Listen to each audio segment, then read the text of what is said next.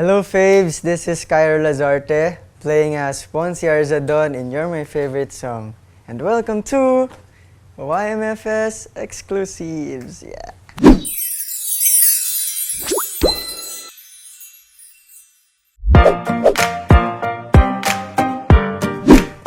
Top 3 lang?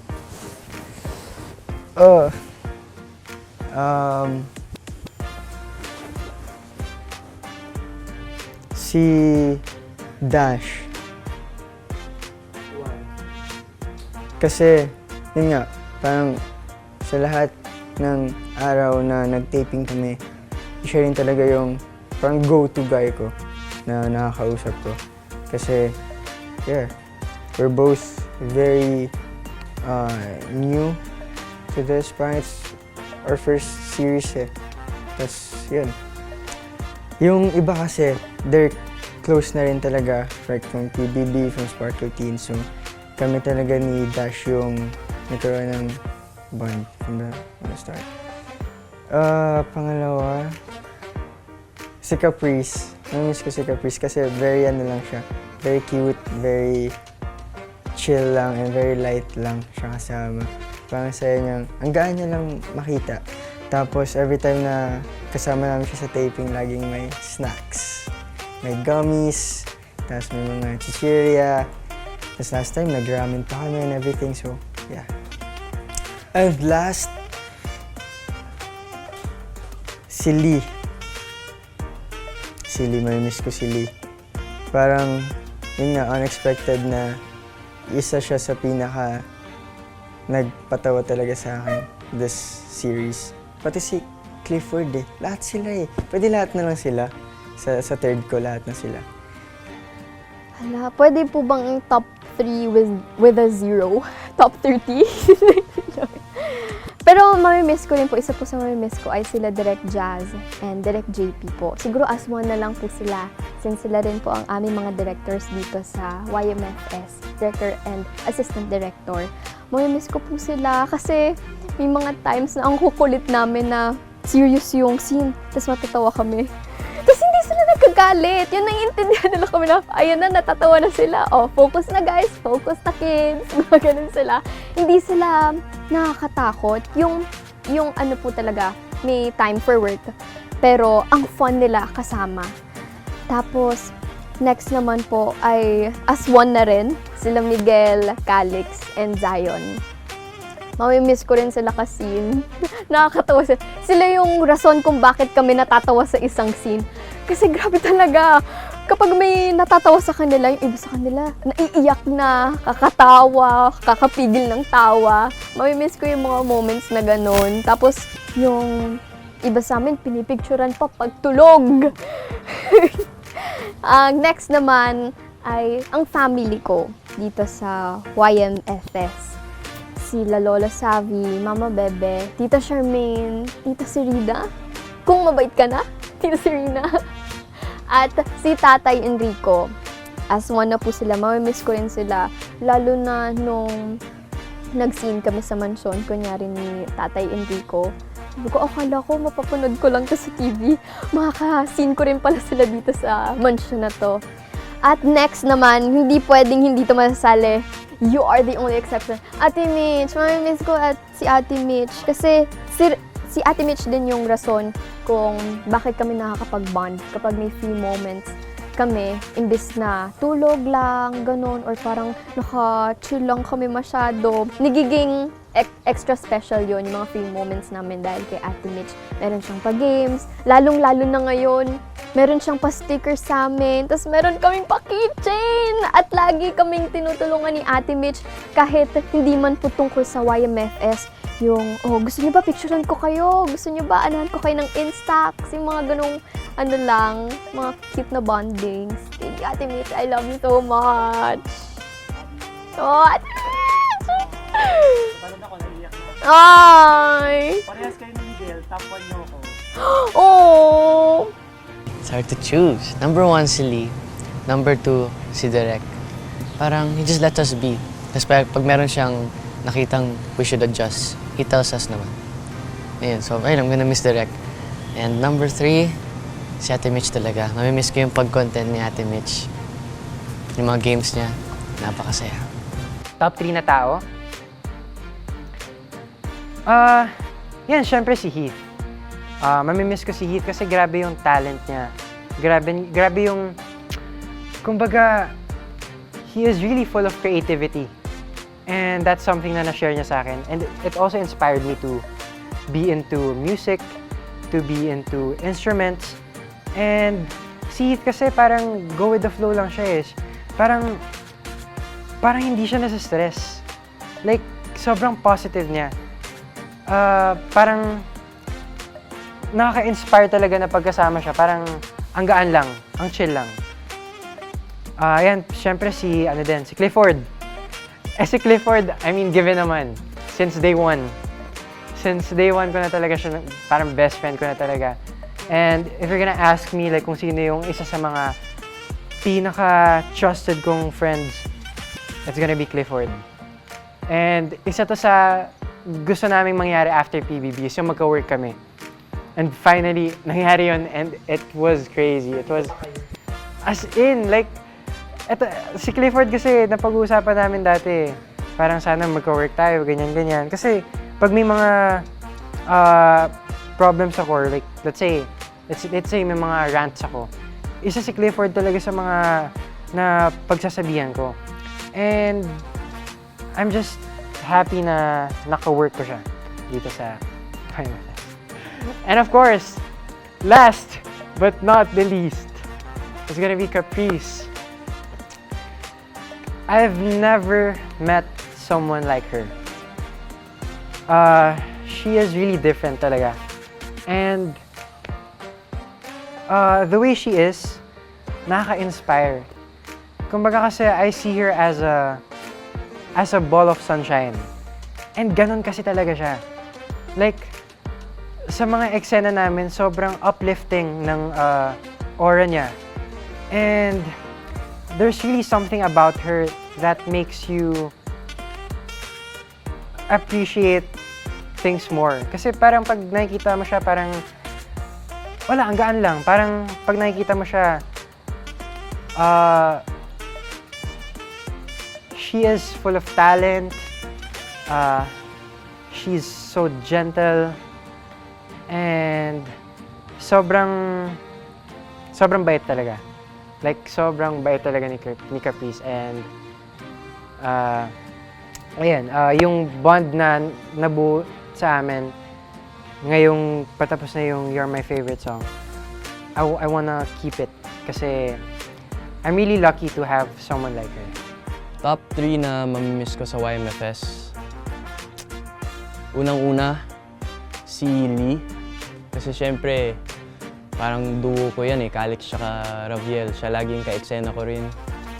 Sobrang mamimiss ko yung energy niya. As in, pagkasama mo si Lee guys, kahit papunta pa lang kami sa location, as in sobrang dal-dal na niya. And that's something na parang hahanapin ko lagi. Parang I really love his energy. Ever since PBB pa, parang he really made my stay sa house easier dahil sa energy niya, dahil sa friendship naming dalawa. So, talagang I really hope na this won't be the last time we're gonna work together. And siguro number 2 is syempre si Marco. Kasi, as in, nasasanay na ako lagi na siya yung ka-eksena ko. Parang kung may project ako, si Marco yung kasama ko. Kasi ilang beses na kami nagkasama sa isang show, guys. Parang all the way back from Royal Blood, sa Pepito, sa Maka, and then ngayon sa You're My Favorite Song. Talagang ka-eksena ko siya lagi. So, mamimiss ko talaga siya. Pero at least, lagi naman kami nagkikita kahit sa mga off-set moments. Lagi ko naman siyang inaaya, lagi niyang inaaya. So, ayun. And siguro the last person na mamimiss ko is, of course, si Heath din. Kasi, parang si Heath kasi he's such a nice guy. As in, pag nasa set naman siya, yung usapan namin is parang on a deeper level. Kinakamusta namin yung isa't isa. We're trying to get to know each other, like sa personal lives namin, yung mga topics na hindi pa namin napag-usapan sa PBB.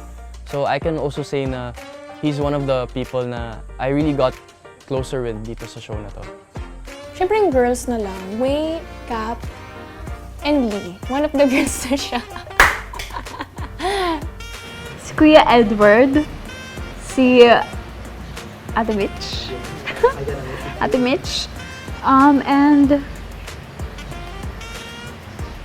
Direct JP and Direct Chaz.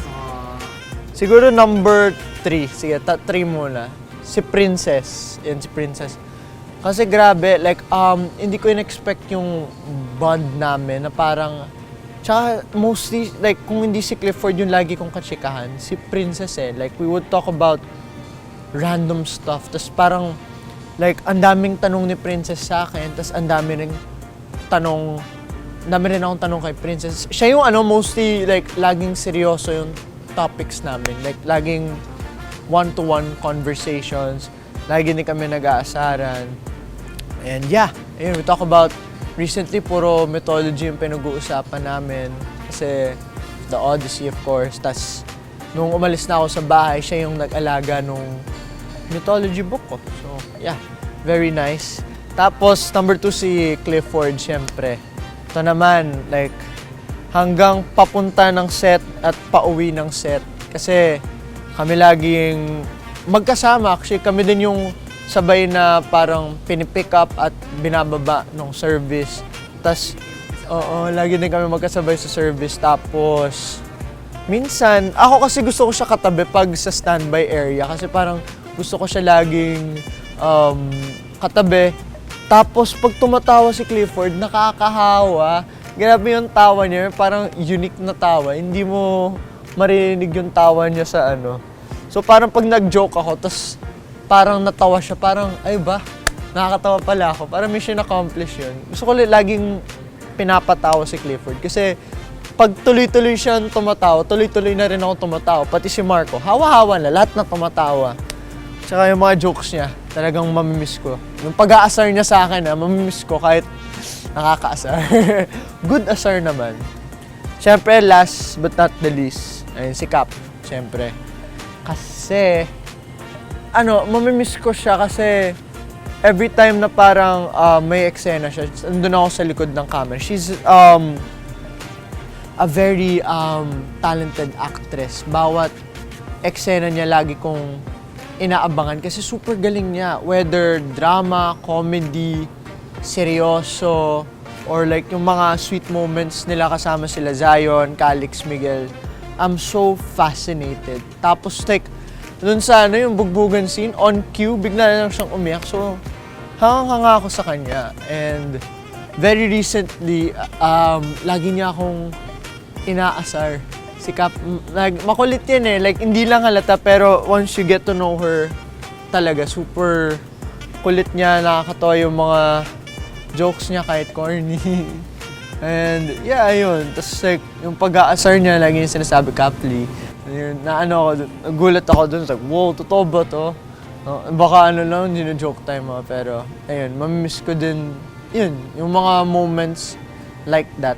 Actually, kasama yung whole gang. Parang without Caprice, without Calix, si Clifford, si Zion, parang hindi magiging kompleto. Parang this is like the perfect bawat casting actually. Perfect yung tao. Kung what role they have, perfect na perfect sa kanila. Kaya, yun, mamimiss ko silang lahat.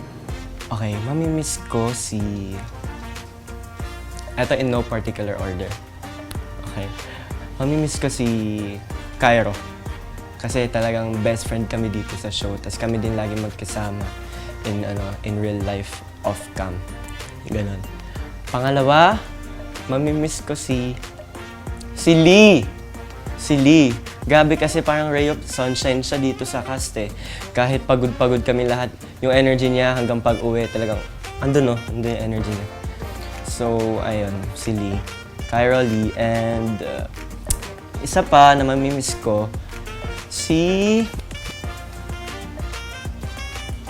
Cap. Mamimiss ko si Cap. Kasi sobrang niya, yung mga jokes ni Cap na hindi mo akalain na magagaling from her. Yung mga ganun jokes niya, mamimiss ko yun. Tapos ang saya niya kasama, makipagkwentuhan. Tapos yung mga jokes niya talaga, guys. Pakinggan yung mga jokes niya. Ano naman masasabi mo na may solo picture ka sa dump niya? Actually, nagulat ako doon kasi nung magpo-post ako nung dump ko, hindi ko na sinama yung picture na yun kasi meron na kaming picture with Zion. So, hindi ko na siya sinama. Tapos, nagulat ako, pinost niya. So, ayun, ang cute lang the moment na yun kasi, ano yun binuhusan siya ng pintura. Tapos, nakailang behind the scene takes ako na pinapatingin ko siya sa camera. Sabi ko, kap, tingin ka. Tapos habang siya, gumagano sa bigla. Tapos, ayun, nag-approach ako sa kanya, kami nila Cairo, sabi namin, picture tayo. Tapos, ayun yung result.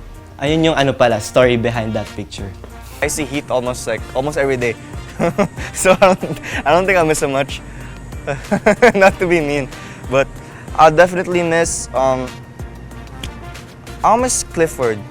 I don't get to hang out with Clifford much. We're planning hangouts somewhere, like a mall, a niche mall, because I really wanna bond. I'm gonna miss Marco. Yeah, Marco's cool. We don't talk much, but he's really kind. Nung prom scene, I got to talk to Winona a bit. She was playing Block Blast on her phone. Yeah, I think I'll miss her too. Yun po.